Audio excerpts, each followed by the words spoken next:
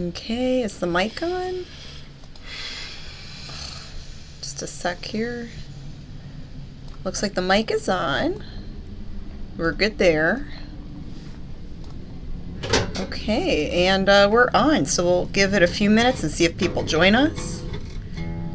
Get rid of this pop-up.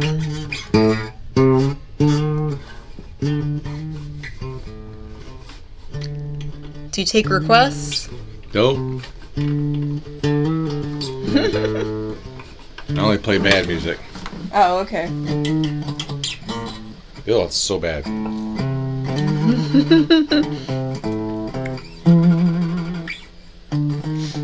Alright, Wiki Bobby's here. He's the first one here.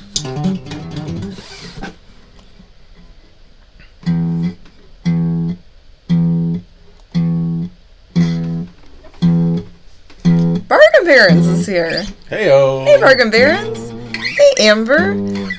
Hey, guys. We're getting started here in a minute or two. We're just seeing who joins us. This is not tuned up. Giving people. It sounds a little. I'm just playing around. But I don't really know music. I don't play guitar. That one's a little beat up. It's beat up and then some. Yeah. Dusty, beat up, detuned, the whole thing. All the things. Well, shall we get started? I am familiar with this show. All right, yeah. Let's get started. Okay, let's get started. Hey, everybody! Welcome to another exciting episode of Living the Scream. The behind this. Oh. The behind the scenes of The Mummy and the Monkey. Yeah, we butchered that. We can start over. All right, ready? All right, let's try that again. Hey, everybody! Welcome to another exciting episode of Living the Scream. The behind the scenes of The Mummy and the Monkey. That's right. This is a podcast. Yep. Supposed to be weekly, but it's like every couple weeks now. Yeah, what are you going to do? And I am Janet, the Mummy. And I am James, and I play the monkey. That's right. And like Janet said, we haven't done one in a while, but we've been busy. There's a reason why. It's been very hectic around here as far as projects we're working on besides working. Yes. Pay the bills and all that. We also divide our time between doing the Mummy and the Monkey's Hairy Scary Hangout, usually once a week. Friday nights on NBC. No, Friday nights at on YouTube at around 9:45 we start now, or 8:45, right? 8:45 p.m. Eastern time. We start the pre-show and then roll into our 9 o'clock show to 11, and then sometimes do a Hairy Scary Hangover to midnight. So we are scavengers. We're resellers. We are also movie hosts that have our own alter ego characters where we play dress up and host a movie. For absolutely no money at all, just for the sheer joy of doing it. And to the point where we can't talk about it now. We could, but we're not going to. But it even is parlaying into something else. And, yeah, we're trying to... Yeah. So should we talk about the Mummy and the Monkey stuff first? Sure, why not? Okay, so I'm going to share this. This is a first. Oh. This has never been released on DVD. Just arrived today in the mail. Just arrived today, and this is the first video project like we ever worked on independently together.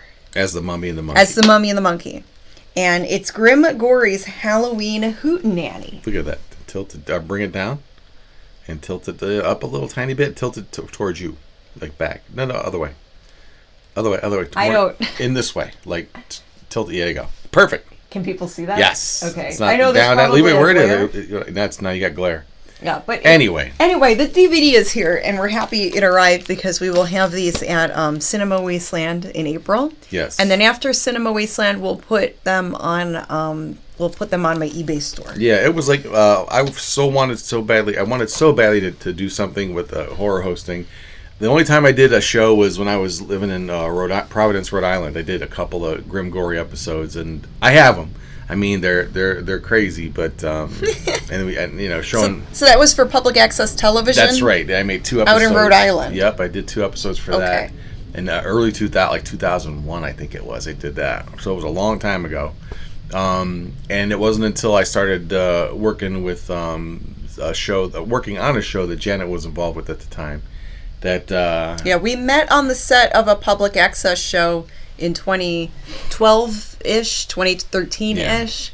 And and I just I brought my character into the scene, but I wanted to do something by myself because I had the means to do it. I was just learning how to do editing on one of the programs we had at the time. It was iMovie or whatever. But I figured I could do this now. And so I did a Halloween special because it's natural, hey, why not? I mean, just Halloween's easy, right? Every host character has a Halloween special. I'd recently moved back to Cleveland, Ohio in 2012, so around 2013, 14. I built a set. It's basically some of this set behind us. All the collaged stuff behind. That's my original was from set. Your original set. From my early 2000s Grim Gory set. We've added to it and changed a little bit of stuff. The most of the base is definitely from that time. We've definitely added to it. But then I built in 2013 was this. You can't even see it. You can't see it. It's obscured, but it's just it's faux like castle walls type of thing, gray castle stone walls. Yeah. That's obscured by like the visual noise set. I don't know why. Why do we keep that thing up? Is it just it's just become part of the show? It's just I don't know. People seem to like to see what they could find in there, and they like it. No one's complained about. Well, only one person. Only one person has complained about our set, or critiqued us, which is fine. Not necessarily a complaint. They were critiquing us. Yeah. And they called it visual noise. That's fine. They said every picture that our characters have, there's always a bunch of knickknacks behind us. Mm-hmm. And that we have too much, and it's visual noise. Well, see, growing up, the hosts I watched, like Big Chuck and Little John, Houlihan and Big Chuck, their sets were like giant monster movie posters, Mm-hmm. And it was literally they had 3 panels in the background. Yeah, the people we grew up watching on local television, a lot of them had a bunch of weird stuff in the background, and it was like I thought it was visually interesting. I'm like, what's all this stuff? And I think that's just osmosis, and it's not the most original idea, obviously, if we're doing it too, but it's just what I felt comfortable with. And I thought, and I just like putting it got me to do something. So anyway, so when I came back, when I was doing my working with Janet on this other show, I was doing behind the scenes stuff. I did some appearances of Grim Gory on that show as well. Yeah, your character appeared for some skits and some, I think, for a Christmas special. But I own my own character, so I didn't want to be part of that particular show forever. But then you also played other characters. Yeah, I portrayed other personalities on the show. But anyway, so I was like, let me put together my own special, and I just did Halloween, and we screen the Killer Shrews movie, which I think is a natural. Yeah, it's kind of fun. That's the movie that's on the Halloween Hootenanny, is the Killer Shrews. Yeah. And our friend the Schlockmeister makes an appearance on here. Schlocky, yeah. He's a fun character. He does a lot of little skits like on video for TikTok and YouTube. He's a legit actor too. And he's a stage actor. He's done a lot of different stage shows. He's done work for Cedar Point, where he worked at Frontierland. Mm-hmm. He was like a gold prospector guy, like a mining. What do they call him? I guess like a prospector. But before that, he was like bouncing around Hollywood and in California. Mm-hmm. Doing. He was auditioning for things, doing the whole thing, man. And he's got like pictures of all that stuff, headshots. So it's like really great to see that. Yeah, but he's a Clevelander as well. Moved back as well around the same time. And was interested in getting into doing something as well. Right. So, naturally we met him through a person I worked with. Told me her brother was into this stuff, and we got together with him a few times, lots of times actually, and did stuff with him. So it was good to have him a part of that. He submitted a segment. But yeah, that's the first time we've released it on DVD. We may have shown it. We showed it on YouTube last year. But it got bumped, right? No, I think it's still on. It might still be on YouTube. But for the physical media collectors that want a copy on DVD, we will debut this at the Cinema Wasteland convention, and it's in Strongsville, Ohio, sometime in April. Right. I don't remember the dates right now. That's right. But after Cinema Wasteland, the ones that we have left, we will put on eBay. Burn. And we're going to keep the price low. With shipping online, 50 cents. It'll be under $20. Wow. In person, they're going to be $10. That's not too low. I thought 50 cents would be low, but maybe that might be too low. Yeah, but that big thing we had, that whole FUPA over the week with the Facebook going. Yesterday Facebook went all bonkers. Yeah. And at first I thought the account was hacked. I'm like, I can't. Everybody thought that. Yeah, and then I'm like, well, what about you? Check yours. And Yeah, you went down couldn't the line. log in either. And then Instagram was also acting weird. Google the news. So then, yeah, we checked the news, and it was a thing. Everyone was logged out, but I was like, well, that's fine, because I can go work on other things. Well, my point being is that, so if that happens one day to YouTube where all that stuff falls down and maybe it never comes back up, you need the physical media that you can pop into your DVD. Good point. Good point. That's this little scare, put a little pucker into you, you know what I mean? Mm-hmm. Put a little pucker into you. Or what if your internet goes down and you can't go on YouTube? I would love if my internet went down. You could look at all of your DVDs and watch stuff on your regular DVD player. I think like with those in the old days. But I think with those new Google glasses, those new, what is that? Oh, I don't know. I don't know what that is. I saw a commercial for it. I think the internet goes down all the time, for sure on that. No. Let's read some comments. It's a joke. It's not. I don't know if that probably was. Sears James says he loves the Creature from the Black Lagoon figure. Oh yeah, he's a new addition. Oh yeah. So we were buying some things from a friend who was clearing out stuff in their storage unit, and he was there. He was part of the deal. And it was love at first sight. And it was love at first sight. I decided to keep him. Some stuff we're selling, and some stuff we kept from that haul. And he's a keeper. I mean, look, he's adorable. He's a creature keeper. Oh, he's just so cute. I mean, look at that face. I'm in the Black Lagoon. He's so adorable.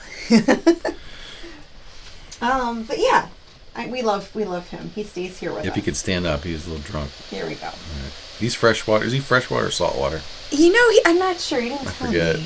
You know those fish flakes we can feed him later? Sometimes he goes for swims in the bathtub. Did you like the way those fish flakes smell? I thought that fish food smelled good as a kid. They smelled like Bako Bits to me. They reminded me of Bako Bits. To me, they made me want to throw up because I don't like seafood or for some reason the smell of fishy maybe stuff. They reminded me of Bako Bits or something when I was a kid. I don't know. I was a strange boy. Still am a strange boy. David Hayes says, does he want to eat the cats? So far, no. So far, the cats are good.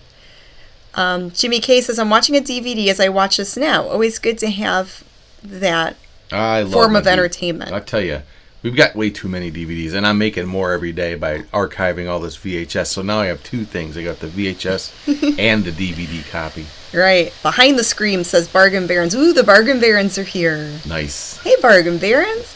If you guys have not checked out their YouTube channel, shame on you. Definitely check it out later. They put out some great videos. I love the video where they restored that statue. Oh, you were telling me. I didn't get to see that one. It was, I forgot the saint. It was missing fingers? It was missing fingers, and they rebuilt the fingers. Is it the one with the holds the... It was one of the saints that was holding... Yeah, I don't remember. It was holding baby Jesus, and it was a religious statue, but they did a really great job with it. Cool. It's an antique religious statue. I need to catch that. Yeah. The show. Let's see. My internet has been downloads, never bothered me, says Anani Moose. It's St. Anthony. Okay, says Bargain. St. Anthony. Yeah, St. Anthony holding the baby Jesus. Okay, cool. Cool. Yeah, so I mean, things are rolling. I mean, we're just again burning the candle at both ends with this show. Hoping to grow we've been hoping to grow the audience since we've been doing it. I mean, we've been doing the streaming show since 2016. 2018 18 is when we did our first. It was New Year's of 2018, like 2017 turning into 2018. Yeah. So the first Harry Scary Hangout was technically New Year's Eve of 2017. Yeah, it makes me wonder about the genre because. You would think that, I mean, we've been shown on Svengoolie, so people have seen at least the name. They could Google it. I mean, we live in that day and age. It could be that there's not a lot of people. Well, millions of people watch that show. So I don't know how old they all are. How many of them are it's an older crowd that watches a lot of the television stations because there's a lot of younger people that don't watch TV. Which equals... They watch a lot of stuff on YouTube. Yeah, and but if the crowd... Let's say Svengoolie, that's like the, the top there, right? Because everyone, that's the the bar. So if a lot of people are watching that, that could, like you said, that could mean that they're older, and they're not computer savvy. They're not going to run to a computer to look up. Oh, are there other horror? Especially when they're doing that whole Svengoolie, Spawn of Svengoolie. Well, thing. how many shows have you watched where you see a character you don't immediately Google them? Me, I do. Well, you do because you're a nerd, but not everyone does that. You asked maybe they'll the in general, collective view. I know general, that. I'm trying to figure it out. Yeah, because you might see a character you like, but you don't think to look up their social media page or an actor you like. But the reason why a lot of people do, but then there's a lot of people that are just like, oh, they're cool, and then they just they move on with their lives and do other things. But so it makes me wonder how many people are really into horror host stuff in general, because it's such a niche thing, and we chose a very niche thing. Yeah, it's not everyone grew up with a late night movie host on TV, and it's it doesn't really exist on TV much anymore, except for Svengoolie and Joe Bob Briggs and a few others that are they have a following from television. I get that. They do have a following. Yeah. Some people are loyal. They don't anything else is inferior. I know how that works. And that's too bad. Or they don't think to even look up other characters or other shows. Well, the part that there's part of that don't think to do it, and then there's the part that understand it, but think it's not good, it will never be good enough, is the thing that's this one's my favorite. This is what I in tunnel vision. And then I think there's the smaller percentage are people like me and you that go, I wonder if there's anything else out there like this, and look for it. That's probably the smallest percentage. Well, anyway, so we're trying to figure out how to grow, and we're gonna find out from something pretty soon. We are partnering with another channel. We're not going to say who it is yet. Right. But they have a very large subscriber base. Yeah. And we're going to be making content for that channel. That's well said without saying anything. And without saying what it is. It's saying it without saying. And committing to it, because we're still... The episode's not even near finished yet. Yeah, we're still working on the Harry Scary Hangout. We're still doing that. We're not going to give that up. But we are also making stuff for this other thing that we agreed to do. It will be a once a month episode, which is a lot actually, because it's going to be scripted and there's going to be more. We're back to that. We're back to where we started. Yeah, we're going to do some scripted content. Don't hold your breath. It's not it's not going to be big budget or anything, but it's not big budget. It's not what's that. It might be if you guys have seen our really old, our first dozen episodes that we put out of the years Mummy ago and the Monkey. Of the Mummy and the Monkey. Yeah, not before we did the live stuff. If you look at those past shows, it'll probably be similar to that, more traditional. Yeah, I think there's a couple there that are. In my opinion, I think that are still pretty good to this day. They're we did a lot of fun stuff, like when we were captured by the alien Belgor. And he shrunk us. I mean, how did we do that? We pulled that off somehow. That episode took 2 months to edit. Yeah. And I remember I did the effects. I did all the shrink effects and the green screen effects on my computer. Yeah. And then you did the other graphics. I didn't know how to do green screen then. And we were trying to figure out green screen, and now I can do it, but it took 2 months to edit that. So we were really working tight because I wanted to do the effects just right. I think you could do things in your program I couldn't do anyway, even with green screen. But it had more stuff in there. There was one where I had to do some type of laser beam effect. Yeah, you had there might be stuff for my program. It was so tedious to even try to edit that, to do that effect. Right, Louie? I mean, it was just for that tiny little clip. It was a pain in the butt. Sorry if I yawn every now and then. I'm full of beef stew we made the other day. We ate leftovers for dinner. It makes me get a little tired after I eat. I'm old. Yeah. My belly's, all the blood goes in my belly. I got a big belly. Widow Bunny. Yeah. I found you because I was searching for Tarantula Ghoul and found your induction. Really? Ooh, thank you. We inducted her into the Hall of Fame. Horror Host Hall of Fame. The Louie Host Hall of Blues.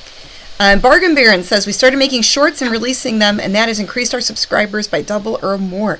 Yes, so it's good that you bring that up, because we definitely want to do more with the shorts feature. A lot of people like the YouTube shorts. They like scrolling through and watching those fun little video clips. Yeah, that and Instagram. I know Svengoolie, they're doing with that Svengoolie gang. Oh, they put a lot of videos on Instagram. That's all they do, are little shorts, Yeah. They do a lot of little shorts, those characters, which and I know you wanted to do that a few years ago. You were like, this is where it's at. Yeah, I think the shorts are where it's at. Because not everyone has the patience, I guess, to sit through like a movie or sit through a show. That's fine. I understand that. Yeah. I mean, I don't understand it because I sit there and watch all kinds of crap. But but, again, I'm into it, so. Especially, I think, with younger people, they're watching the shorter video clips and scrolling through on their phone in between work and school and everything else. Yeah, isn't that crazy, though? It's like, but as soon as those things shut down, they don't know what to do. Yeah. And we're older, and we were like, not panicking, but like, oh, where do I go for news? Where do I figure, not news, but where do I figure out, how do I figure out what's going on? Yesterday, I was planning on doing painting anyway, so I'm like, oh, Facebook's broken. I guess I'll go and do my painting now and stay off my phone for a while. Yeah. And I was working anyway. I was at the time, at work, so I was like, I didn't care. Yeah, and to me, it was like, maybe that's a sign that maybe we're just on social media too much. Of course we are. Maybe we need to limit our time with it. We got to be careful with because we are on, YouTube is kind of a social media. Yeah, and it's great to do. It's just trying to juggle your time. It's another stream of entertainment that allows creative, independent people to do their thing. Okay, right, Louie? So, are you creative and independent? You are, aren't you?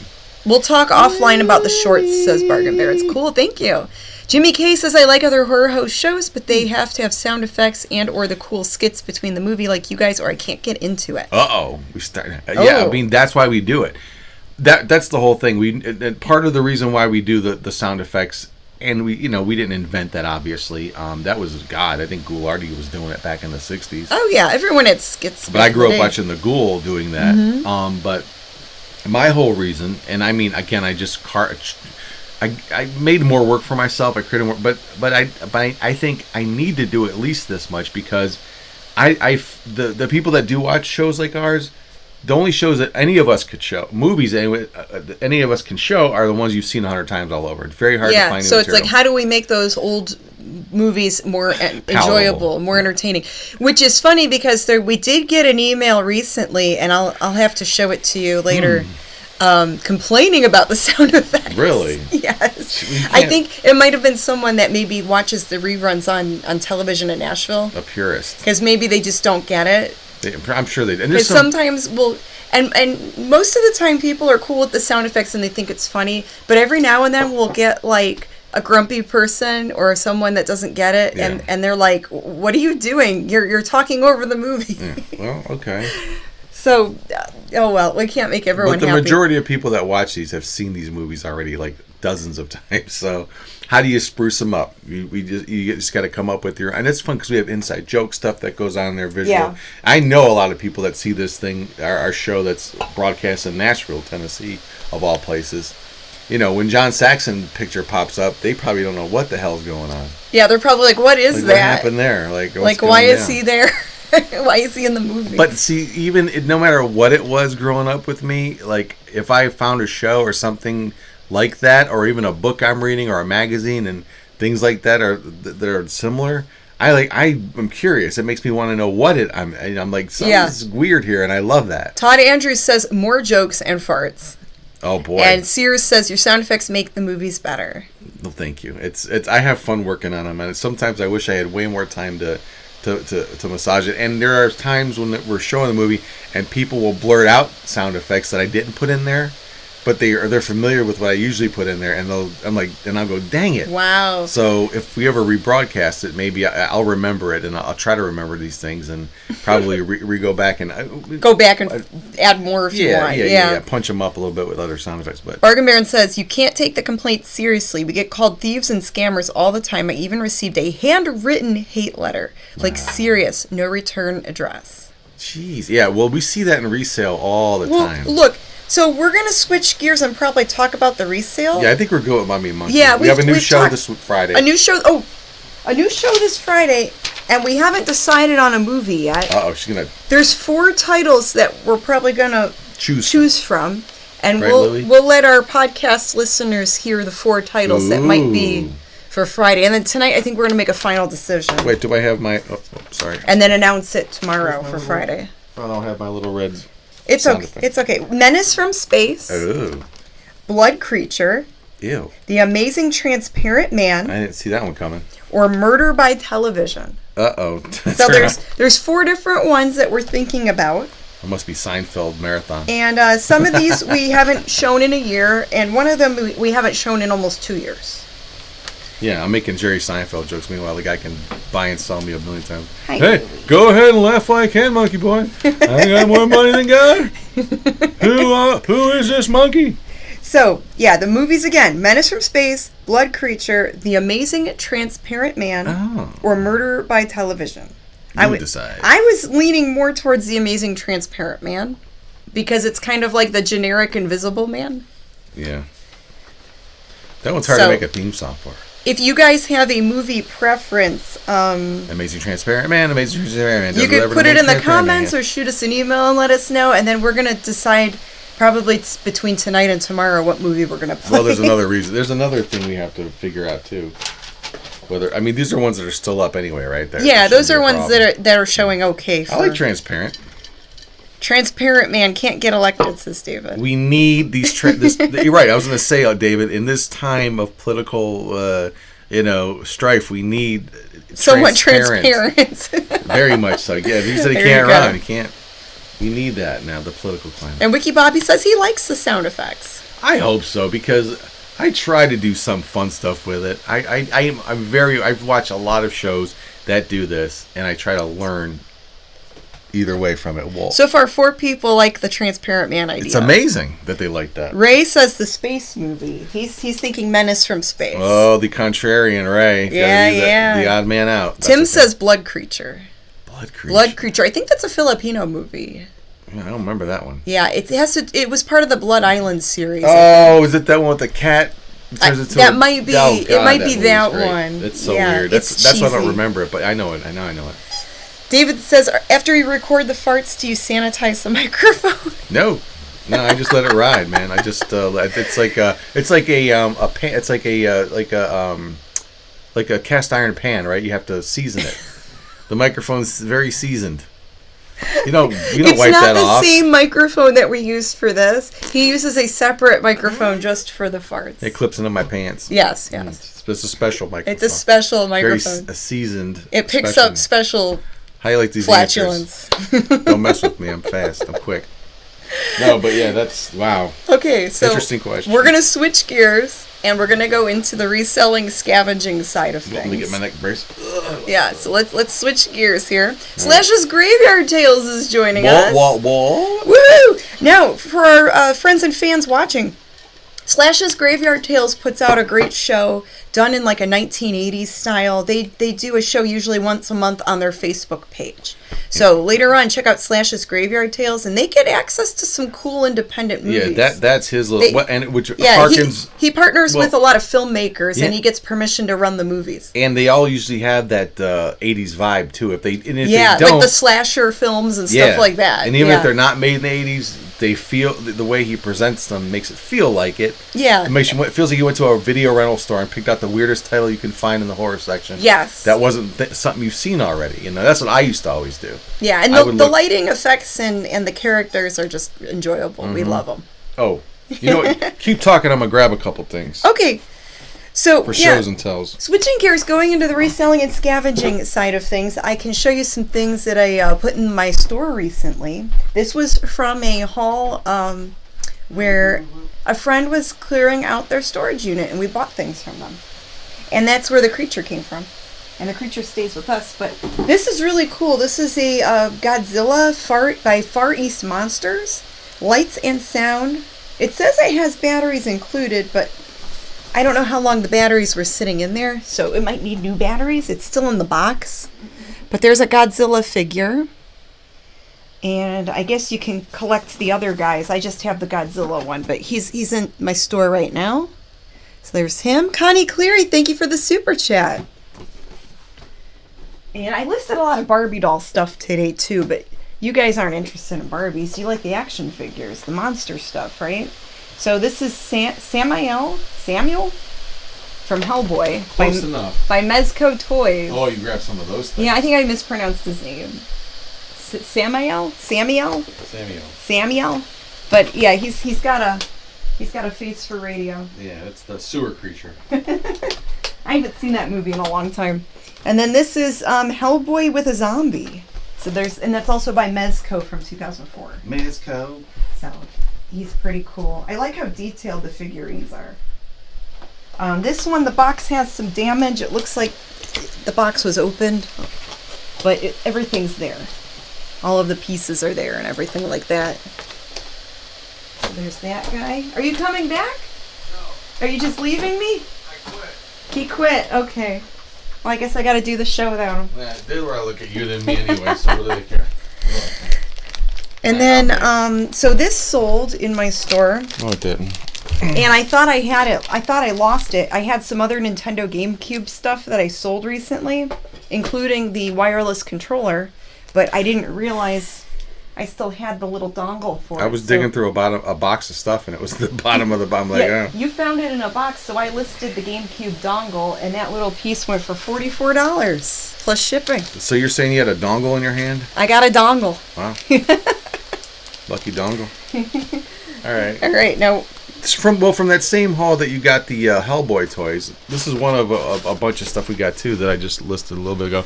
It's from 1980 Collegeville. It's the box is completely destroyed, but it doesn't matter. Yeah, I don't want it'll fall out, right?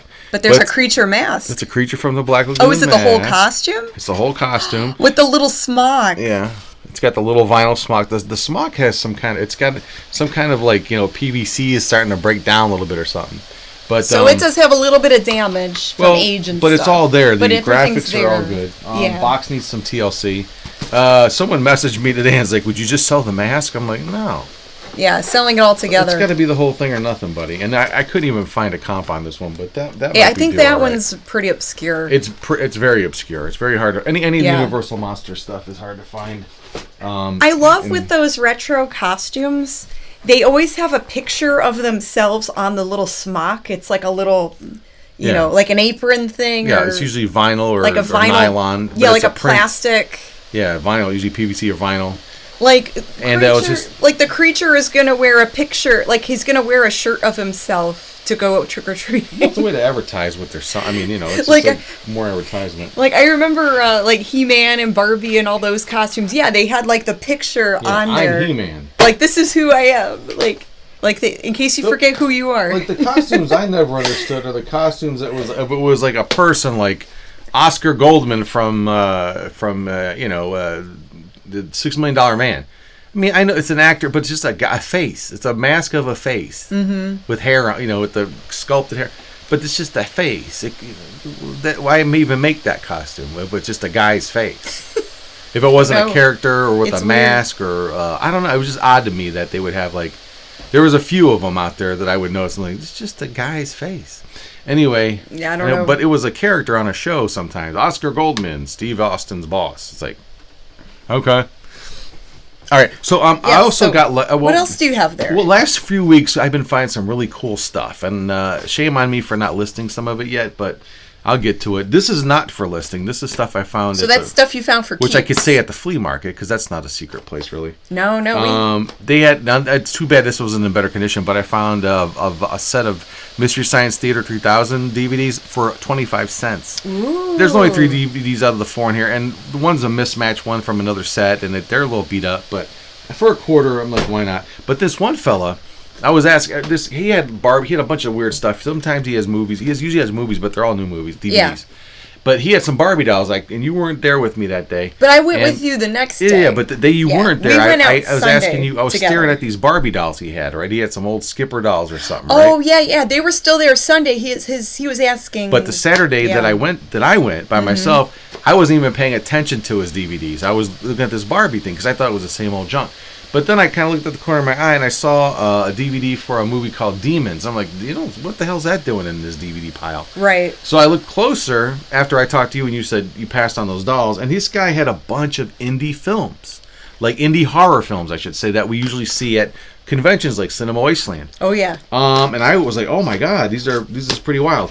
But Also, but from another guy, from the 25-cent guy, I got the Incredible Hulk season 1, but that was a quarter. Retro. But back to the guy with the stuff. So he was like, so these are like indie movies. He's like Cinema Wasteland kind of movies. His wife collected them over years, and she said, just get rid of them. He's like, and he goes, no one buys DVDs. And his wife said, no, they'll buy these ones. And I'll tell you the whole story real quick. So on a Saturday when I went, I looked through everything, and he was like, they're 2 for $5, or blah blah blah. They're three a piece or 2 for $5. 3 a piece or 2 for $5. Yeah. So I was picking a bunch out, and I thought he said 3 for $5, and he's like, "Oh no, they're 2 for $5." But he gave me the little stack I picked out for $20, which is a great deal because usually these are $20 at the conventions, Yeah, if you buy them from the filmmaker. Yeah. So stuff I don't know. So you picked them up used at a good price. I did. At the flea market. One of them I listed for $100 because it's from a so it's a rare DVD called Toe Tag Studios, and they make really gory stuff. Yeah, they do. And it's called really gory stuff. The Red Sin Tower is the name of the DVD, and I was totally familiar with that movie. We have a promotional copy here. Yeah, we've seen it before, and it's definitely different. Yeah, I grabbed it up, and I'm like, and I looked it up later, and it was like $100. They go for between $80 and $100. So I spent $20 with this guy. So if that sells, I'll be great. Something called Wicked Jack Ethereal Pilgrim. This is like, that looks pretty cool. Pumpkin Zombies. I mean, that's right up our. Look how bad that looks so fun and cheesy. Can't wait. It's almost like what was that? What was the one we showed? Clay Zombies. We showed Clay Zombies. Maybe one day we could host Pumpkin Zombies. You know who Izzy Lee is? Written and produced by Izzy Lee and Francesco. I don't know. I don't know if this is even Cleveland or not. The artwork looks cool. I don't know that one. Innsmouth. That looks interesting. Innsmouth? I can. People to Kill. Let's say with our actress we know, Erin. What's her name? I was gonna say that actress looks familiar. That's Erin, right? That looks like her. Yeah. A movie called The Hacker about human trafficking. It looks like an independent movie. It looks pretty cool. Yeah, that's Aaron Ryan. Yeah. Tomb with a View.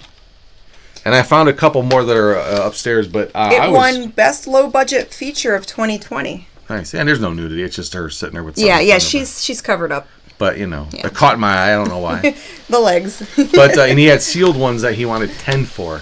Well, the next day, then Sunday when you came up, we were walking through, and I walked by the guy, and I was looking at. He had the same stuff on the table, but it was in a weird pile. Mm-hmm. And I was looking through it, and he goes, "Oh, dude, I just sold all these to someone for like $300." So someone came in. So someone bought the lot of whatever was left. The 2 small tubs he had of movies for $300. So, wow! Because they know there was probably another there few were $100 movies probably in there. More good ones in there. Probably, but that's okay. You got some good ones. I told him, Luke, I'm happy with what I got yesterday. This is all good stuff for me. Yeah, it's all good. Goes on the pile anyway. But now, about a month ago, we went somewhere. A new honey hole. Right? We went to. We're gonna call it the honey hole. We don't reveal all of our sourcing places for many different various reasons, and we find a lot of good deals at some places. And this one was exceptional.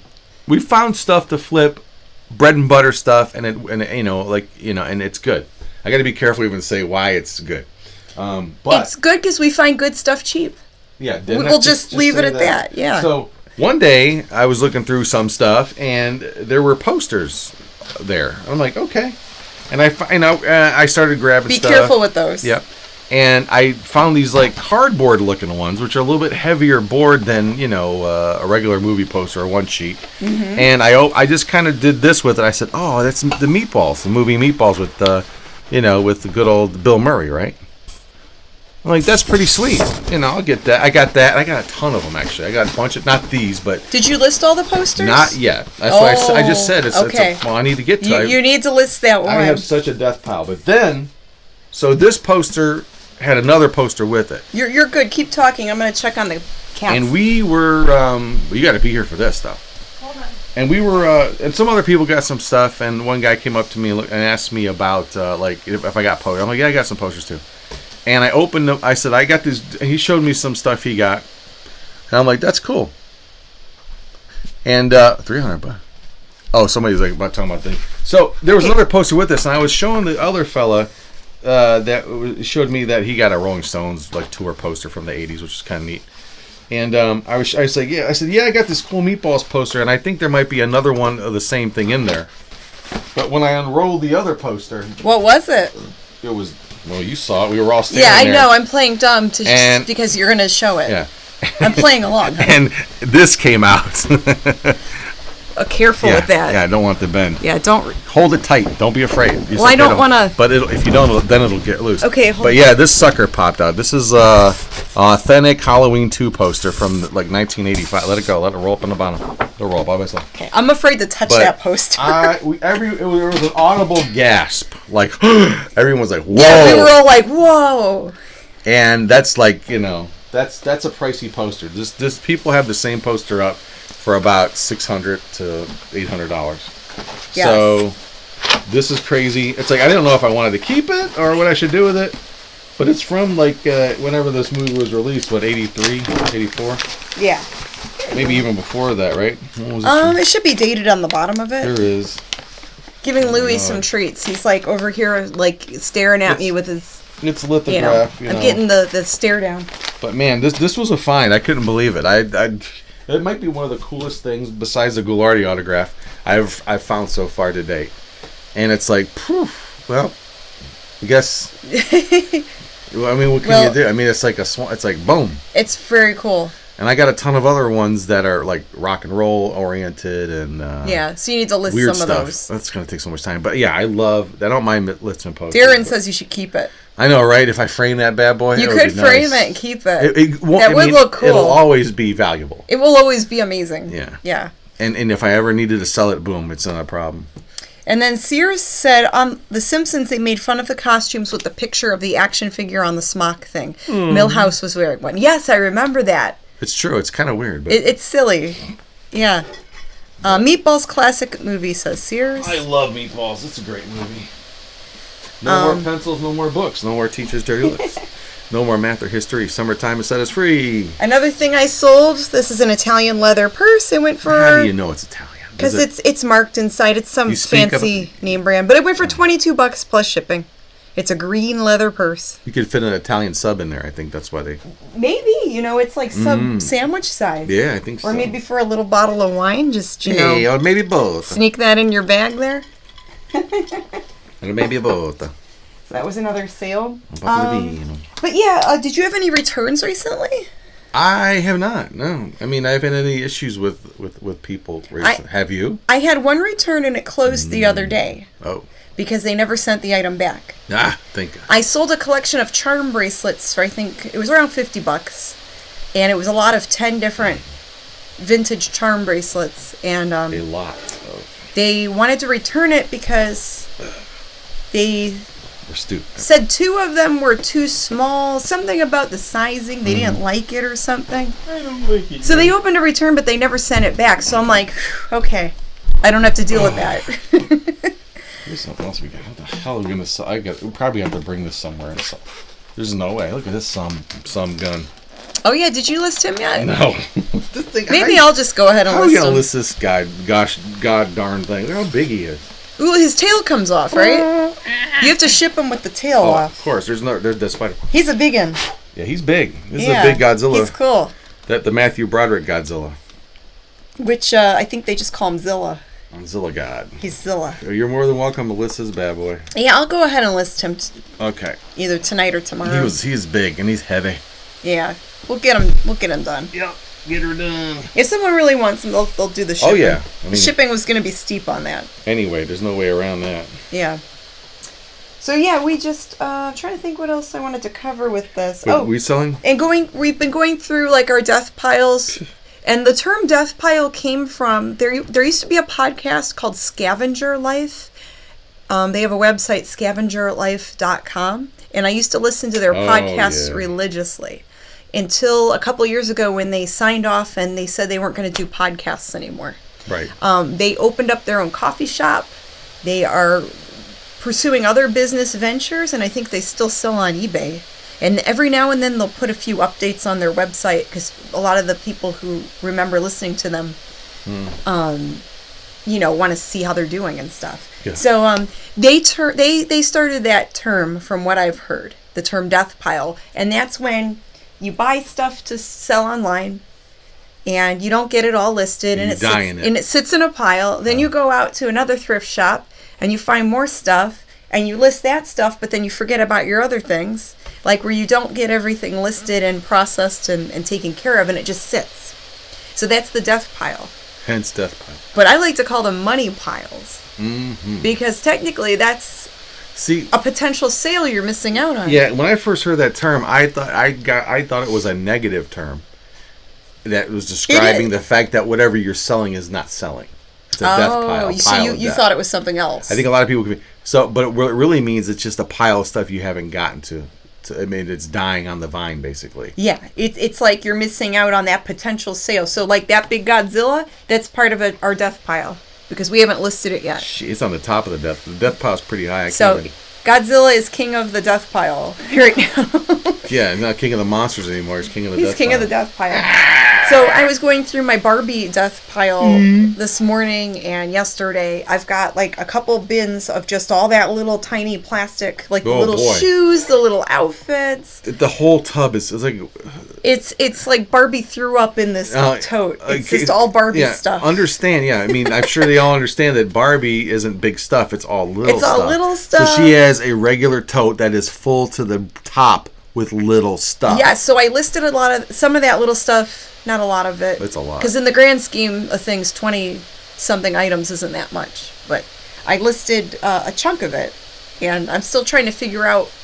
Because with the clothing pieces, it's good to know like what play set it's from, what era it's from, if it's Barbie or if it's from another doll or a Barbie knockoff. Well, here's the thing. Yeah, kind of like when you go through the action figures and you want to make sure the action figure is actually G.I. Joe or Ninja Turtles. Like you have to verify like what character they are, what year the figurine is from. Unless you just lot it all up and say, you figure it out a lot. You could. But then, I could, but you still have to match things up. Well, and it's something that it's stuff that most of it can be contained in like one or two boxes or totes. Right. The plastic totes. So I like having a little bit of that around in case if there is like a rainy day and maybe you listed all your other stuff, you can go through all that other thing. It's like something else that you could go through that can still bring in some sales. Just like a woman. What? Lots of accessories. Yeah. Who said that? Oh, Sears. Do you ever come across TV or movie Barbie dolls? Like, from different movies, you mean? Like, there was Aladdin and Pocahontas. I listed a Pocahontas Barbie doll. Pocahontas what? It was like a Disney one. Yeah, I know what that is. It's not quite Barbie, but it's the same style. Yeah, that's the thing, David Hayes. Yeah, that says that's true. Like it would be a shame to not put together an outfit that might be worth a lot, because that's the thing too. Is like if it's a 2 or more piece thing, where it sells for the most with all the pieces, you have to go through all that stuff. Yeah, in the past, I think the most expensive Barbie dress I ever sold was, I think it went for $150, and it was some type of 1970s. I think it was late 70s, like Superstar era. One? Was it this with the microphone thing or no? No, it was like a disco kind of some weird rare flower print or something. I don't remember now, but it was maybe a year or so ago. So yeah, there's certain like outfits where some are more rare than others. Some might only be like an $8 outfit. Some might be an $80 outfit. So it's crazy, and I'm sure it's the same with some of the action figure accessories. Of course it is. All of that, yeah. It's crazy, yeah. Well, the good thing about that is there's websites on that, and there's even on Facebook, which is fun. There's multiple groups. One's called like Action Figure Identification. I think we brought this up before. But people just like, if it's one or multiple like accessories, that there's no way you would know what any of this stuff is. Right. There are people that know this stuff. And all you do is take a photograph of it, and if there's more than one thing, you make a little grid with a number or a letter by it, and people would just comment. That's from the Teenage Mutant Ninja Turtles Thunderstorm set, or that's so and so's Shurikens, or we've used those Facebook groups before. There's some where it's like identify my action figure, identify my Barbie outfit. And you put up a picture, and there's people that know. Oh, they're right there, and then some of them are cool, some of them are smart alecky. Like you don't. Well, if I knew, why would I even have to be on this page? And then some Exactly. people, what I think is funny about those, why don't you use Google Lens? And why are you even here? Well, and Google Lens doesn't always work for some of those No. action figures and Barbie dolls. Yeah. If I post a picture of like a Barbie doll dress and post, do the Google thing, it just It's shows just a dress. women's dresses. Right. It doesn't know that that's It a doesn't- miniature Barbie doll. It doesn't dress. know that that's a Barbie doll dress. Unless there's something real specific on it, like some sort of Unless if it's- monogram or some sort of thing or pattern. But yeah, if you put a plaid dress, it's going, oh, you're looking for plaid dresses. It just Yeah, shows yeah. you- Or if it's like some rare Skeletor action figure, sometimes it just comes up as Skeletor, He-Man. Right. Like it doesn't tell you what kind of No. figure it is. It can't know. Like Google Lens doesn't know everything. It can't. It just because it doesn't understand scale. I mean, unless there's a way to put something by it so it understood that and things like that. But that's why we default. I mean, that's why not even default. I think that Google Lens is the default. The main thing, I want to go to the people that know this stuff. Well, I'll do Google Lens first on a lot of things, and then for other things, if I'm stumped, then I go and ask. Yeah, because these. And then why put together a group that identifies things and then criticize people or chastise them for not using Google Lens? And why are you here? Yeah. Why do you have this group if you're Then not? why gonna are you actually help even it? going to cooperate in the group? Yeah. And sometimes if I say I'll put up something like if I put up an action figure on, let's say specifically action figure identification type group, and I'll be like, if it's Wolverine from the X-Men, I'll go, okay, I know this is Wolverine. I have to let them know. I understand the character Yes, is Wolverine. I know what this is, but what kind of don't Wolverine? know. It looks like he belongs to some sort of play set. Yeah, like what play set is he from? What year did is it he come from? out? That's what I want to know. I don't want you to go, it's Wolverine, of course. And just Push up because your glasses. just because an action figure or it's Wolverine. just because an action figure or doll has a date on the back of it, that does not mean it was made that year. Especially Barbie's the worst. Especially with Barbie or Snoopy. Snoopy, Peanuts, those are the two Because biggest, it'll show you the year the patent came out. or the copyright or Or whatever. the copyright or whatever it is. But that doesn't mean that's the year the doll was made. So many people go, I've got this Peanuts thing, and it's obviously modern looking. Yeah. Because Charlie Brown has changed over the years, especially in product and stuff. Yep. Snoopy looks a little weirder in the '60s, more elongated. They all look a little different. But yeah, people will go, I get this Peanuts thing from 1958. No, that's the copyright for Kingfisher Syndicate. It's on everything that they put out. 1958. Barbie, what's that date? 68, 69? 66 is, but that's The body. that's the year that they came out with the body with the twist and turn waist. So people all the So time. a 1995 Barbie doll will still be dated 1966. Right. But someone who doesn't know, they're going to go on Facebook Marketplace. Super rare 1966 Barbies, $300. No, they're not worth that, and they're not from They that probably date. looked up 66 Barbies, don't see anything like it, and think it's rare. It's like, no, this because it didn't come out then. They just don't know. And that's fine. And we're not trying to be those. We're just saying. Yeah. It's just nice for people to help you out instead of to chew you out. When it comes to identifying stuff. The knowledge of this is what I think is the best. It shouldn't be coveted. It should be shared, and it should be. I mean, you're teaching somebody something. Maybe they could help you out with something someday. I don't know, or maybe there's a place you need to go to.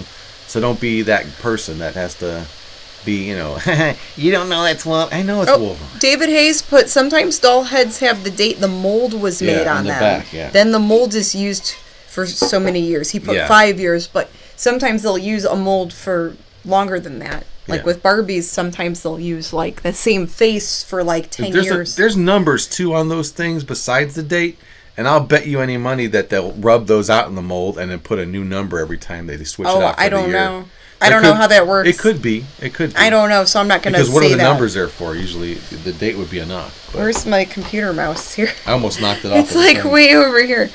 But yeah, there's so much learning. North Bay Jedi's here. He says, hello, I finally caught a live show. Nice to meet you all. I'm so glad I found this page. Thanks, North Bay Jedi. Thank you. Yeah, we'll be live this Friday night, guys, for another episode of the Harry Scary Hangout. So, That's right. And like all want to watch that too. Like all Jedis know, when you're eating meatballs and spaghetti, use the fork. Use the fork, Luke. And I'm just looking to see if there's other comments here. Barbie breaks up with Ken and goes with G.I. Joe, says Gary Smith. I think Ken breaks up with Barbie and goes out with G.I. Joe. That wouldn't shock me. Have you seen Toy Story? Yeah. They did it first, man. That was hilarious. They had the Barbie humor first. I'm Yeah. sorry that they just really did. Yeah. Yeah. It's cute though. So the Toy Story movies are cute. So here's a topical thing. The Oscars are this Sunday. Barbie snubbed for an Oscar. Your thoughts? My thoughts on that? Oh, I don't want to get into Why it. not? Because we're going to go back and forth about it. I know. I'm asking your thoughts. Well, my thoughts are, it was probably probably the most popular movie of 2023. So I think it should be up for winning awards, for sure. Yeah, Margot Robbie got snubbed, I heard. But I think some other actresses are up for an award. From that movie? From the movie. Oh. Yeah, but she didn't get on the list. So I didn't know that. We'll see. We'll see how that goes. Oppenheimer. I try to watch that. I saw Barbie with you. We had to popular. We went one day and it's sold out. It was like it's been out for 5 weeks. Yeah, we didn't even see it till like weeks after it came out. Yeah, we're like, okay, we'll wait a little bit. Because we were hoping the movie theater wouldn't be crowded. It was nutty. And the movie theater was still crowded. We had to come back the next damn day to see it. We heard people were seeing it multiple times. Jeez Louise, I'm like, this is a Star Wars. So we did see it, and I enjoyed it. I liked it. It's good for what it is. No, it was nothing like I thought it was going to be. Yeah. Everyone's going to predict it's going to be her. That she lost the mortgage on her dream house, and they're going to have to do some wacky car wash thing. Like those old '80s movies, like something goofy. Just what they call that tropey thing. But it wasn't that at all. No, it was Barbie having an existential. Yes. I have trouble pronouncing that word sometimes. It may have one of She was going through a crisis, and she wanted to be real, and she wanted to know what it was like to be a real person. And it was... A lot of people just thought of it as, oh, that's a girly movie, I don't like it. But, really the message was about equality, and I thought it was a cute movie. It was a girly movie in the way that it needed to be a girly movie, if that makes any sense. It was done girly in the right ways. It had maybe one of the most brilliant and funny beginnings I've ever seen to a movie with the 2001 thing. Yes, that was funny. And the ending line is right up there with the ending of, and you haven't seen it, but the ending of what's that one with Jude Law, Sky and the Sky Captain in the World of Tomorrow? Yeah, I never saw that one. One of the funniest endings ever. It was really funny. I thought so, but the Barbie ending, that last scene cracked me up. I was like, that's pretty funny. Well, didn't the Super Mario movie come out last year too? Oh God. Oh, we saw that. It was good. It was cute. I love Super Mario. It didn't do nothing for me because I never played that game really. I played Donkey Kong. It was such a cute movie. But it's just him. The only thing I didn't like about it was the Bowser musical sequence. Oh, you hated the Jack Black stuff. I didn't like his singing. It's Jack Black. It's like I don't really like his singing that much. Yeah, that's such a disconnect because I think the people that grew up playing Nintendo don't know who Jack Black really is. As far as I don't know. Yeah. As far as that, what's that band he's with that's real big? Oh yeah, it's that crazy. It's not really my thing, and I don't like musicals anyway. Tenacious D. I just don't like musicals, and then they turned it into a musical with Bowser singing. Oh, it's still better than the Dennis Hopper. What's his name? The live action Super Mario Brothers movie. Oh, that movie's pretty great, but for different reasons. Not in the way it was wanted it to be. Right. Yeah, the live action Super Mario movie was terrible, but very entertaining for being a terrible movie. Well, I've only seen the Riff Tracks version. It's fun to make fun of it. They kill that movie. Yeah. It's so good. I recommend that. Find Riff Tracks. You probably have to rent it on like Amazon or Tubi. Or not Tubi, you don't have to rent, but on Amazon or Netflix. I don't know where it'll be on. Gary says some Hot Wheels are recycled. They'll have the year on the bottom, but they will have a different design on them. Yeah, and the red wheel... Or the red line Hot Wheels are the ones that are really sought after. Yeah. The vintage ones with the red line around the wheel. Is that what it is? It's instead of that pinstripe that's on a wheel, that white stripe, it's red. It's a thin red line around the inside of the black tire part. Around the tire part. Yeah, it's like a thin red line around where the tire is. I explain it. And then there's videos of like people taking those vintage Hot Wheels that are like beat up and they'll restore them and they'll like redo the paint and everything and make it look like new. It's incredible. That's in my death pile. I've got a bunch of red line like beat up ones. Oh, so you should list those. I know. That would be easy to ship and they're small. I've got a lot of cool stuff I haven't. Let me list all your things. No, it's for me to list. Let me buy your death pile. It's mine. Let me buy out your store. I'll list everything. Oh boy. Might come to that one day. I don't know. Let's get things moving. But I like having my little extra. Yeah, but don't you want the sales? I want my. Well, how am I going to get the money if you? Well, it all goes to the same place. Yeah, no, you don't get my eBay money.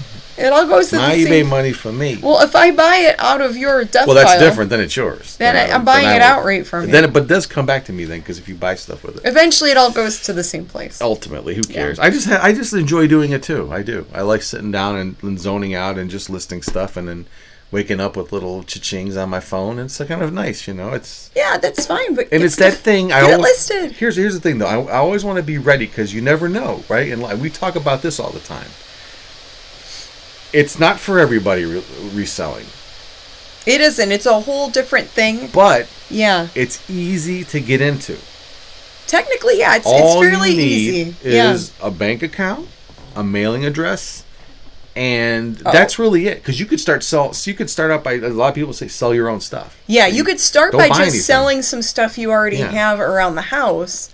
And then if that works out, then sure, go to the thrift shop or the yard sale and see if you could flip something. For the first little while, you can. I wouldn't put a lot of money into it if you're just starting out or wanting to try it. But for all the things, without getting into anything specific, there's a lot of things we see out in the world that frustrate us and go, why aren't these people just, not just like I'm not trying to. I don't know what their situation is. But there's a lot of people that will tell us. I wonder whether they are really. Oh, this is such worth dire straits or whatever. This is worth such and such money on eBay, and I'm thinking, well, why don't you just put it on eBay? If you that's not talking about. I'm talking about that. You're I'm not talking about people that. I thought you were going that direction. No, I'm talking about people that seem to be desperate for some sort of income? Financial, some income. Okay. But and I'm just thinking, if they have an address and a bank account. And just a little bit of gumption that they're using in other places. That's all I'll say without, again, being I'm not trying to come off as like a smug, because I'm not, But I know what I could do. I mean, if things fell through, I'm pretty sure I could find stuff to sell online, on Marketplace. I could find a way to make money very simply. It's simple. It's a lot of work, but it's work. Well, maybe some people think, well, I need to make it. Then there's the thing about making a fast nickel or a slow dime.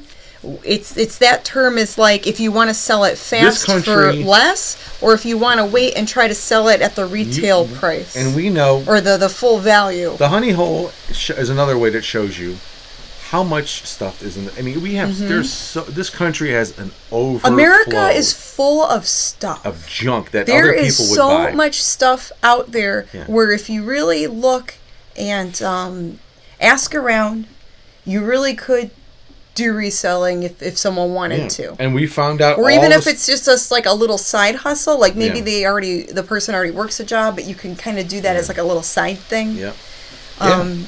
It can be good. It can be, and I've had my account for over 20-some years, and I didn't sell. I didn't have been sold for that long, like consistently. Well, I honestly wish I would have started this sooner when I was in my 20s. You could have, and I really could have, because I did there are sell. Kids that do this stuff. I know, and I started selling a little bit on the side, here and there, a few things when I was younger, but I didn't really get into it like I am now. And then what? And here's what happens. And here's another. Because it would just be like, well, I'm going to sell a few things to have a little extra spending money like go do something or whatever. Tell them. I don't know if we could tell a story about the kid that buys shoes without, you know what I mean? How do you clean that up a little bit without making it? Without revealing where we're shopping. It could just be a store that you go to. So it doesn't matter where. What? Just say it. So there's a younger person we were chatting with once where they go to different thrift shops and they pick up for cheap name brand clothes, whatever they could get a deal on, and then they go to one of those other clothing stores. This is ingenious. That will let you trade in your clothes. With the Plato's Closet, like a Plato's Closet type of store. Yeah. I think there's other stores like that, but I don't know the names of them. This is his technique. And they will brilliant. Sell that stuff to get store credit so they could buy themselves like a nice pair of Nike shoes or designer shoes. He was buying stuff from thrift stores. It saves them money because you're buying discounted stuff from one place to get store credit to get the more expensive thing. Now, is he cashing that out and taking the money? I don't know. Probably. I don't know the whole story. So but what's cool that's is all that I know. he didn't say, well, I'm gonna, I don't know what to do. He figured out this kid's putting in. I say kid because he's probably 20 or well, something. they're like probably an adult, but but I'm 55, so anyone that's 20 young is a kid. to you. But he's not. He was saying, look, I'm not expecting anyone to give me the money. I don't want to work 9 to 5 to try to get a little bit. Or maybe he does, well, he probably does. Yeah, there's a lot of people. Have his own. Yeah, but they're looking. That's cool too. They're looking for a deal so they could get store credit to buy something but nicer. how do I make? And he knows, like, look, I just got to go find some clothes. I know they're expensive, and I'll take them to Plato's Closet. They'll give me cash. And I'll save or that store cash. credit or whatever. Well, store credit I don't know. That doesn't even matter. Particulars. Anyway, they're using that to buy the designer shoes. I never heard anyone do that. And they're buying them at shoes at Plato's Closet. Well, whatever. And they're buying it at a discounted rate. Well, they're finding a way to source money. That's what I'm saying. Ultimately, yeah, they're buying them at a discounted rate because that's how they're doing it. Yeah, it's really cool, and I wish I would have thought of something like that. I used to sell my clothes to a Plato's Closet. It really is clever. I used to do that when I was in my 30s when I would buy all that. Yeah, and it's no different than someone putting hey, I don't wear these outfits anymore. I'll put them on Poshmark or Mercari. Or sell them at a yard sale and save up some money to buy myself a new pair of shoes. Yeah, even a yard sale. However you sell it, you know. So, reselling doesn't mean just eBay, because we know some people in our neighborhood who their whole garage is set up. Every year they have, when the yard sales, there they are. And their everything's priced. There's the repeat offender yard sales is set up where they have like a mini store set up in their garage or basement. And those people that have in their basement, it was like a store. Yeah, they had it all set up like a store with shelves and price tags. Oh boy, it was funny. It was like invite only type of thing, like shop by appointment. Yeah, crazy. But where there's a will, there's a way. Yeah, and reselling is like just. It's very freeing. You make your own hours. You set your own goals. You can fire yourself. Now, there are some drawbacks. We'll talk a little more, and then we'll probably wrap it up in maybe 5-10 minutes. Yeah. But there were some very popular resellers on YouTube who were saying that this year could be challenging because of the economy? Because the economy is still pretty strong, but the prices are still high on a lot of things. The wants and instead of the needs instead of the wants. Yeah, the cost of living is still really high right now with some of the housing and the cost of groceries. A lot of that is still kind of high right now. And even though some of the wages have increased, then they up the rent or mortgage and they make it more difficult for people. Yeah, so the salaries people get so I think still sound high. It's also a politically odd year with the election stuff. So the people are going to hunker down. So people might not be spend as much to not know what's going to happen. So people might not be spending as much. That's what their prediction was. That maybe it would be a slower year this year. Yeah, it's possible. And that maybe people, instead of buying the Godzilla action figure, maybe they would buy clothes that they need. They would buy needs instead of wants. Inflation, pretty much. Yeah, overinflation. It's. I don't know how some people are making it. I'm not saying that we're doing great, but that's why I don't want to stop doing everything I'm doing. Pastor of Muppets is here. Buffalo Exchange in the Southwest. Oh, that must be like a store where you could trade in your clothes. Like, I personally have like 3 different things going on far as. He says that's how I got all of my bike leather.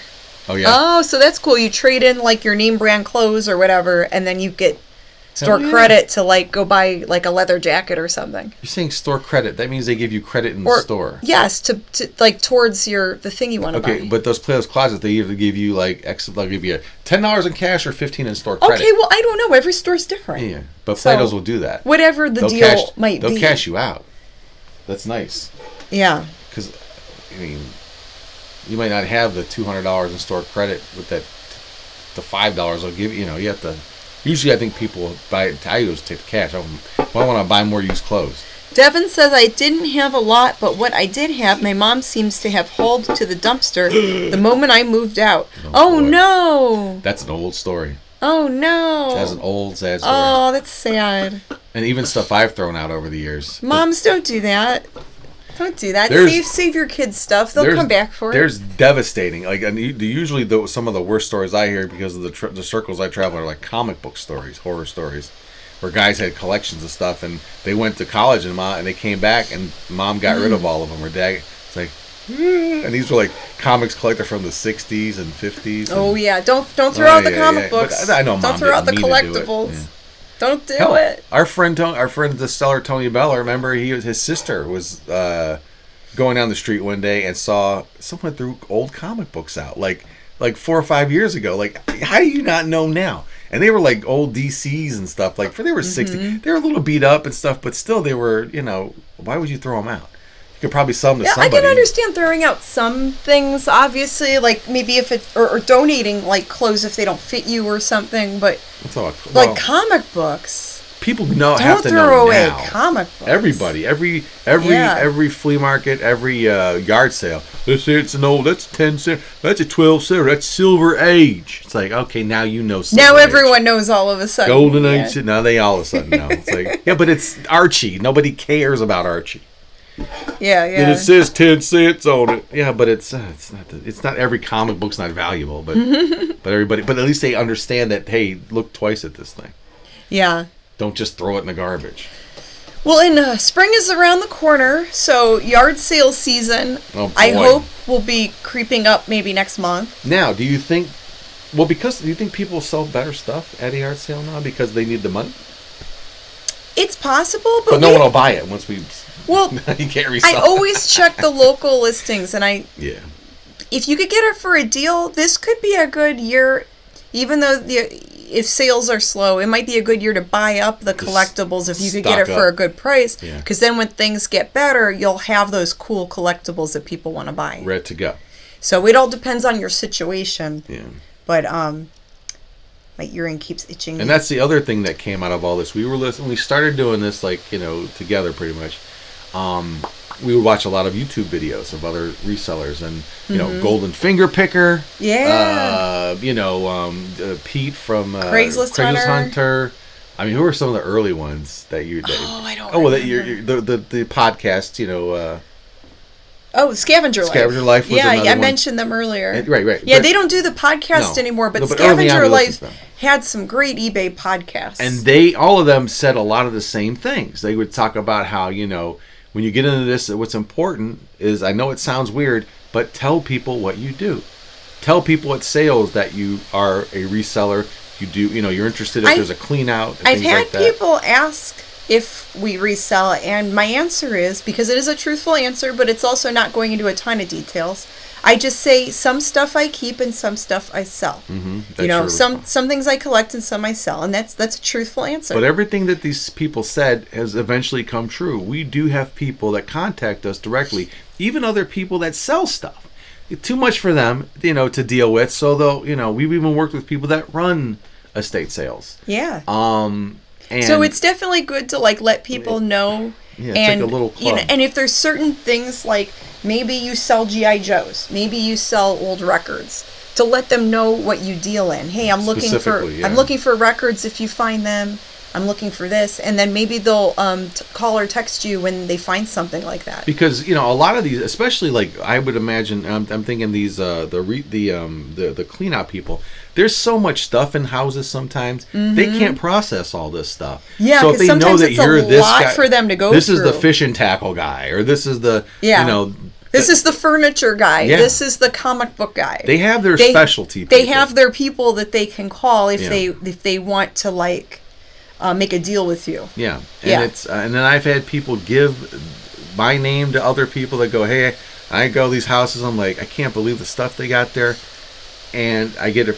Sometimes I get it for cheap. Sometimes it's stuff for me, beta, when I'm looking for videotapes. I've gotten tons of stuff that way. Because people know, we look for VHS tapes, so we've had people contact us, hey, I've got these tapes. So it's we'll take tapes. It's just something I've never experienced before, and I'm, like I said, I'm in my 50s, and I never thought to put out, well, except for freelance, my artwork, it's kind of the same thing, I guess, Once you get your name out there, people start, you're the guy that does this, right? So. Yeah. And it's all happening. I mean, it's almost like we have to know when to shut it on and shut it off. Natural Bridges Puppets says, I still love and collect the Archies. They like Archie comics. Oh, those are all over the place. Yeah, I like them too. But they're not worth $10,000. That was my point. People just throw everything in the same pile.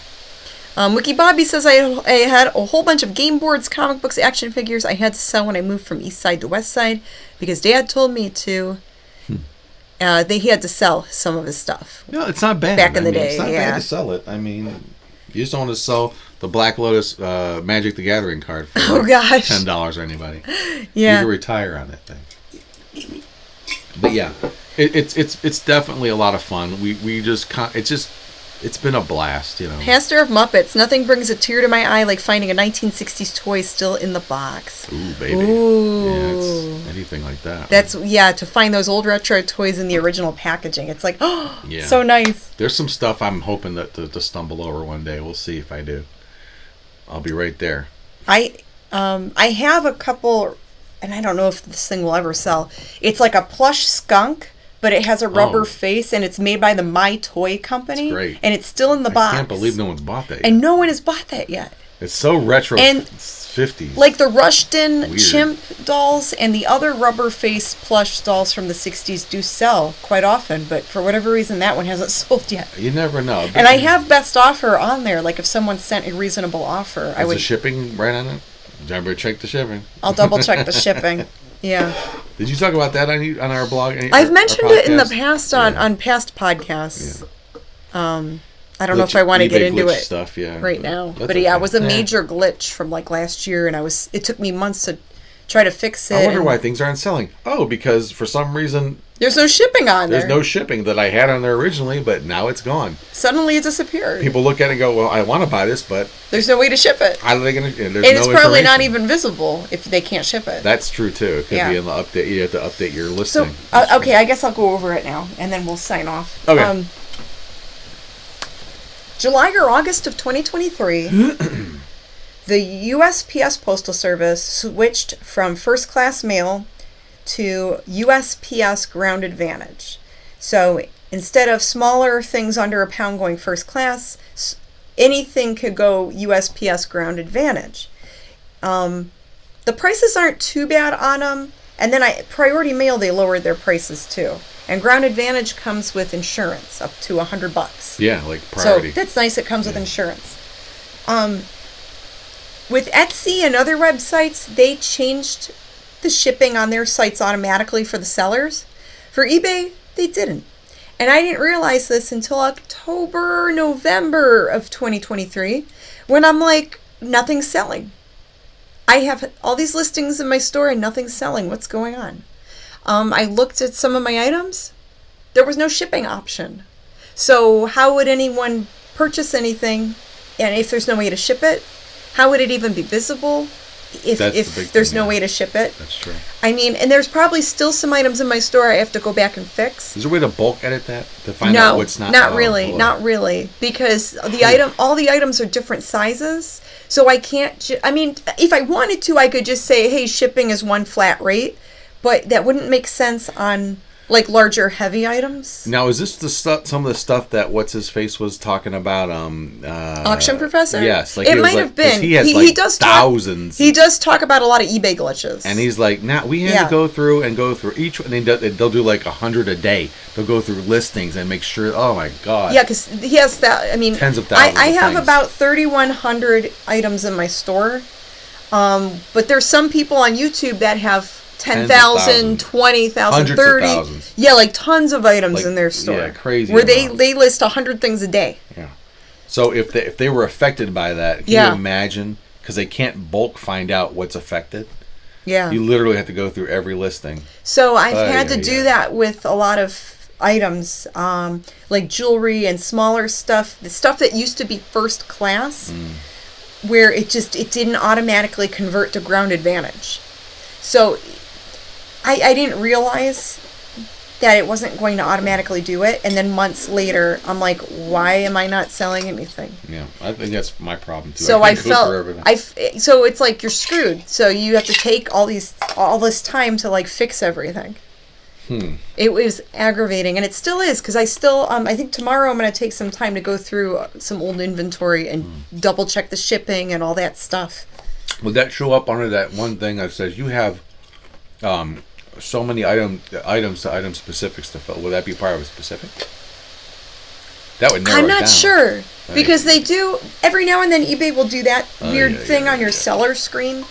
oh, you have item specifics you need to fill out, and sometimes the item specifics, the item specifics, some of that's like, you know, dumb, but then some of it is relevant, some of it's important, and then you have to like wade through all that too. And like, I had older listings from years ago where it's like, for some reason, it doesn't have any of the item specifics in there, all like the measurements or anything for items, the condition, and it's like, what the heck? So yeah, eBay is good mostly, but when it screws up, it can really screw up. It really can, and I wish they would work out a lot of those bugs to make eBay more streamlined, more simple for users, make it more user friendly. They would sell more stuff. I don't understand what the problem is. Because Mercari and other apps like that, like Poshmark and Mercari, the listing process is easier. There's less item specifics.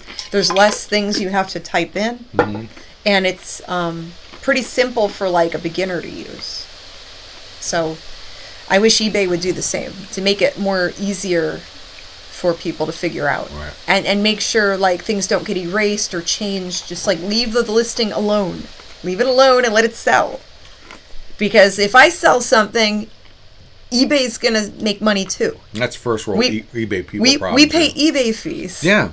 So if I sold all of my 3,100 items, they would get a nice little chunk. eBay gets a chunk. You know, if I sell 5 or 10 items a day, they get a chunk. So let me sell my items and leave my listings alone, eBay. It may have something to do with them protecting or making. They think that if the more things they have like that going on, it makes a buyer more comfortable and to purchase, and it easier them to find the product. It's like they've turned it to almost like Amazon. You know, everything has to be spec'd out. Yeah, it's like you're doing data entry to do some of these listings. And the problem with that is that if you had 10,000 of one thing, that's one thing, and then you put it in one time, boom, you're done. But when you have like 10,000 of different things, that's 10,000 entries. Yeah. And all these stupid things you get, that's nutty. It's too much for most of the common person. Yeah. That's dealing with stuff like where that. I've gone through and I've gotten rid of some stuff because I'm like, I don't want to relist this. It's not worth it. I don't want to deal with this. It's like a $5 thing, and it's been sitting in the store 2 years. Get out of here. You know. Yeah. I got to do a lot of that. So yeah, it's some of the stuff I need to go through and do that too. Just be like, well, I need just to get rid of it. Okay. I'm gonna let you. UFOs No Joke says, WTF is Louis at? Where the F is Louis? Louis he was here for a minute. Louis, they're like, where the F is Louis? Lou. He's around. Yeah, he was here for a little bit. He was here. You missed him. Yeah, he had his crotch time. Lap time. His lap time, whatever you want to call it.